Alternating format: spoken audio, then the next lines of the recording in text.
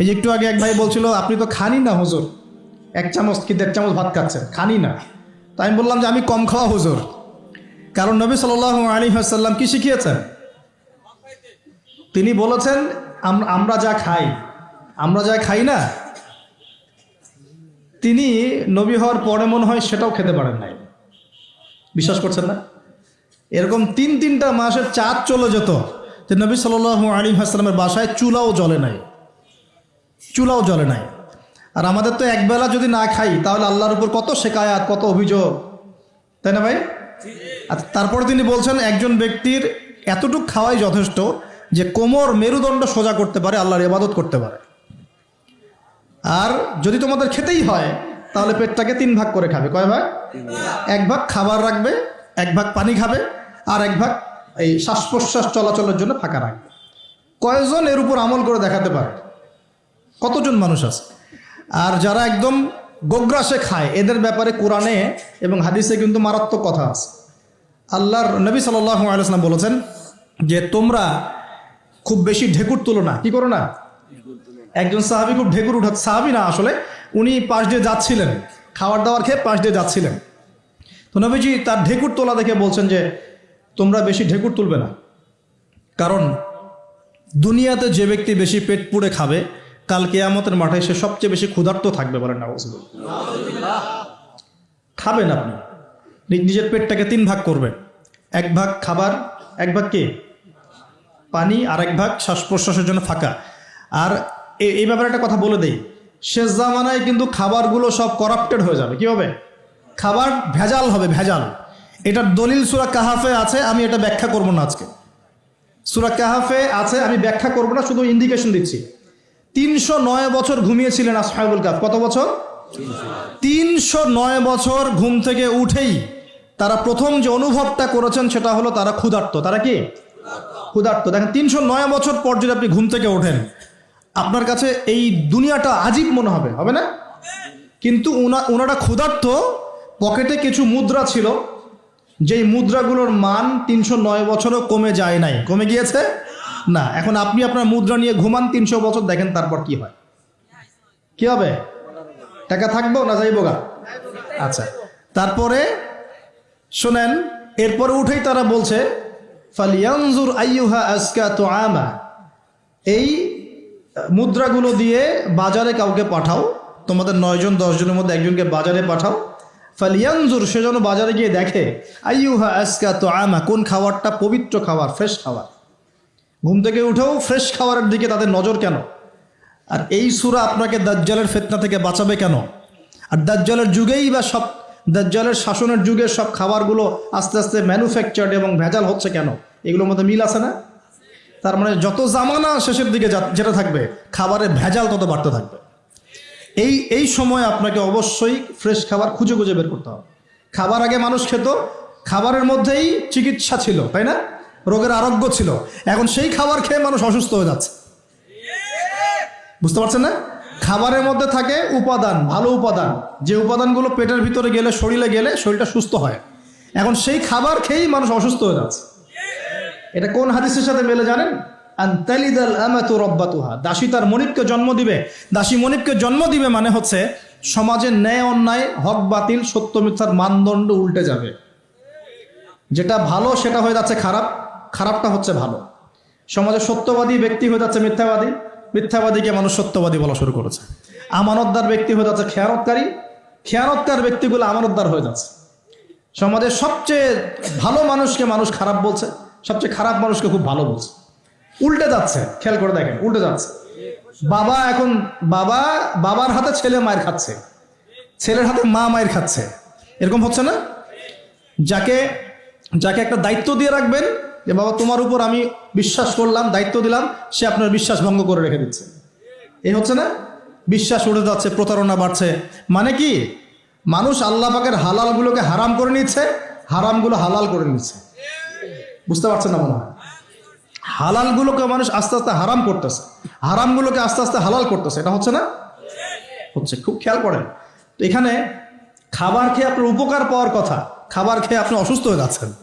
উল্টা হচ্ছে, মানে উল্টা চলতেছে দুনিয়া। দুনিয়া কি চলছে? উল্টা, ছেলে পড়ছে মেয়ের পোশাক, মেয়ে পড়ছে ছেলের পোশাক।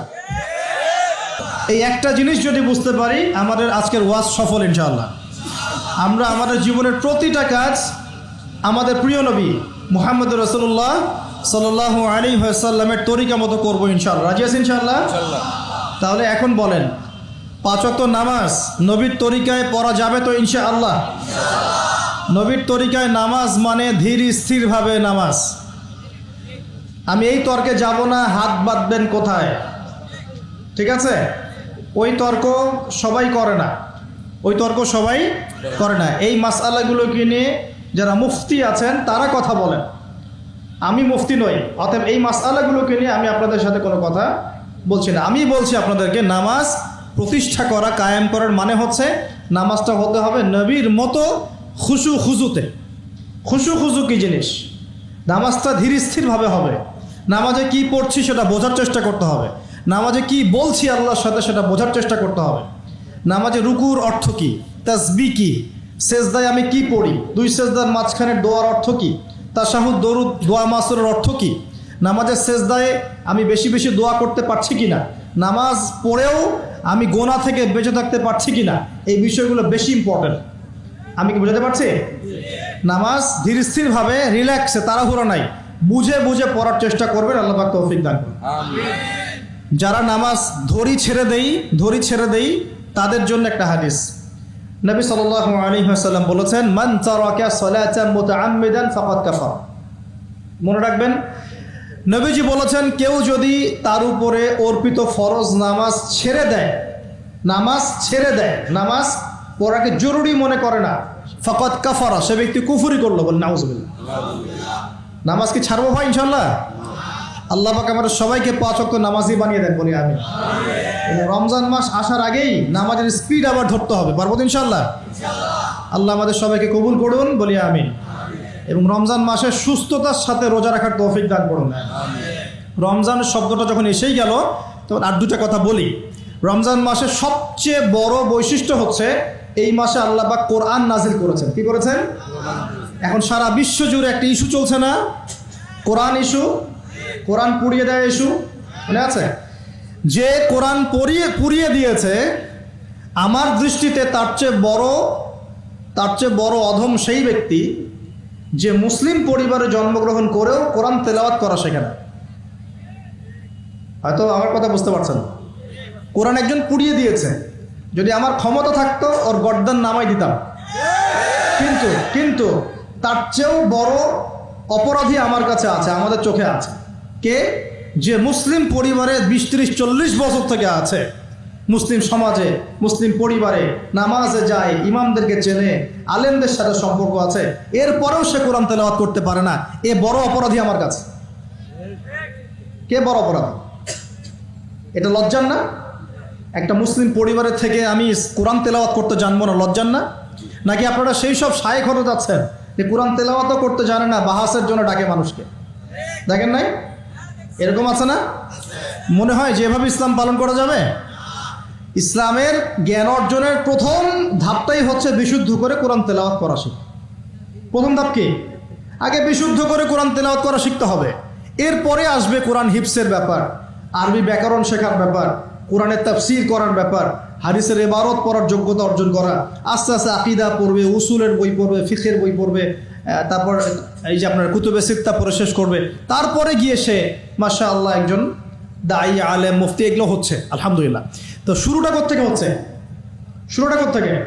কোরআন বিশুদ্ধ করে তেলাওয়াত করা। তো এই শুরুটাই যদি আমাদের ঠিক না হয়, তাহলে কি কোরআন ঘরে রেখে খালি চুমু খেলে হবে? কোরআন কি খালি চুমু খাওয়ার জন্যে? কোরআন থেকে তাবিজ লেখার জন্যে? কোরআন বাবা মারা গেলে কোরআন তেলাওয়াত করবো এই জন্যে? 40-60 দিন কোরআন তেলাওয়াত করবো এই জন্যে? কেউ মারা গেল, ব্যাস আমরা কোরআন দিয়ে একটা মাহফিল করে দিলাম, ব্যাস সব হয়ে গেল? আস্তাগফিরুল্লাহ। আল্লাহ পাক আমাদের সবাইকে যেন কোরআন তেলাওয়াত শেখার তৌফিক দান করেন। একটা চ্যালেঞ্জ গ্রহণ করেন যে আমি নিজে কোরআন তেলাওয়াত করা শিখবো, আরো 10 জনকে শিখাবো ইনশাআল্লাহ। পারা যাবে না? যদি এই একজন প্রত্যেকে যদি নিজে শিখি আর প্রত্যেকে যদি 10 জন করে শিখাতে পারি, শোনেন, প্রত্যেকে যদি নিজে শিখি এবং নিজ নিজ পরিবার বা নিজের আমার আন্ডারে যারা আছে, মনে করেন আপনি একজন একটা গার্মেন্টসের মালিক, আপনার আন্ডারে অনেক মানুষ চাকরি করে না, নিজে নামাজ পড়লেন, নিজে কোরআন তেলাওয়াত করা শিখলেন, আপনি যদি তাদেরকে নৈশকালীন কোরআন শেখান, সবার নেকি আপনি পাচ্ছেন না? আপনার পরিবার আছে, পরিবারে আপনি নামাজ পড়েন, এখন আপনি কোরআন তেলাওয়াত করতে জানেন, এখন আপনার মা, বোন, স্ত্রী, সন্তানদেরকে আপনি শেখালেন, এই পুরো পরিবারটা কোরআনওয়ালা হলো না? একটা সমাজের দায়িত্বশীল আমি। হ্যাঁ, চেয়ারম্যান সাহেব মনে করেন বললেন যে আমি নামাজ পড়ি, আমি কোরআন তেলাওয়াত করতে জানি, আমি এলাকার সব মানুষকে কোরআন তেলাওয়াত করা শেখাবো ইনশাল্লাহ। পারা যাবে না? এভাবে যদি সবাই দায়িত্ব নেই, আমার বিশ্বাস 10 বছরের মধ্যে বাংলাদেশের 16 কোটি মানুষকে কোরআন শেখানো যাবে ইনশাল্লাহ। ওই দিন আর স্লোগান তুলতে হবে না যে আল কোরআনের আলো ঘরে ঘরে চালো, অটোমেটিকলি সবার ঘরে কোরআন জ্বলে যাবে ইনশাল্লাহ। জানবে না? এই কাজটা না করে খালি স্লোগান দিলে কাজ হবে? বলেন তো কাজ হবে?